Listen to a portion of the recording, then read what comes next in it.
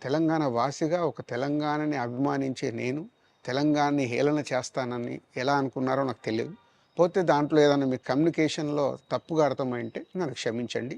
మీ మనోభావాలు ఆ కొందరు ఎవరైతే దెబ్బతిన్నాయని అనుకుంటున్నారో వాళ్ళందరికీ నా విజ్ఞప్తి. మీ మనోభావాలు దెబ్బతింటే నన్ను క్షమించండి. ఇప్పుడు నేను ఒక సినిమా ఇండస్ట్రీ ఫెటర్నీ నుంచి ఎఫ్‌డీసీ చైర్మన్‌గా అయ్యాను. సో, మీ అందరికి తెలుసది. సో, ఇటు సినిమా ఇండస్ట్రీకి, అటు ప్రభుత్వానికి మధ్యలో ఉంటూ, సినిమా ఇండస్ట్రీకి అవసరపడ్డట్టుగా నేను అన్ని సహాయ సహకారాలు చేస్తూ, ఈ హైదరాబాద్‌లో హెల్తీ వాతావరణము, తెలుగు సినిమాకి, తెలంగాణలో అభివృద్ధి చెందాలనుకునే యువతకి, అందరికీ నేను ఉపయోగపడేలాగుండాలి.